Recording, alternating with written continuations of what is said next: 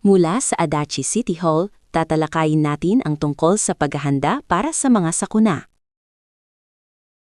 Ang Japan ay isang bansa na may maraming sakuna.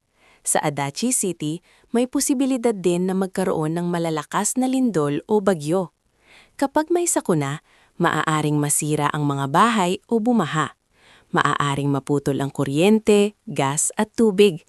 Mauubusan ng pagkain sa mga tindahan at hindi makakapamuhay ng normal. Bilang paghahanda sa sakuna, gawin ang paghahanda sa araw-araw. Una, maghanda ng tubig, pagkain, at portable toilet para sa 3 araw o higit pa.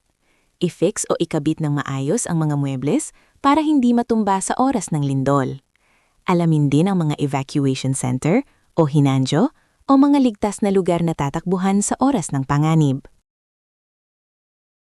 I-install ang Adachi Disaster Prevention App sa inyong smartphone. Ang app na ito ay available sa 10 wika. Kapag may sakuna, magpapadala ang lungsod ng mahahalagang informasyon. Malalaman agad kung nasaan ang mga evacuation center at kung puno na ang mga ito. Libre ang pag-download nito.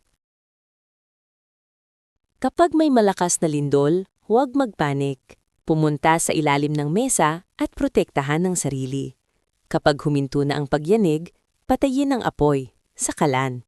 Kapag may bagyo, iligpit ang mga gamit sa veranda para hindi malipad. Sa oras ng panganib, mahalaga ang maagang paglipas. Maghanda ng mabuti para protektahan ang inyong sarili at pamilya. Para sa karagdagang detalye, tingnan ang website ng Adachi City.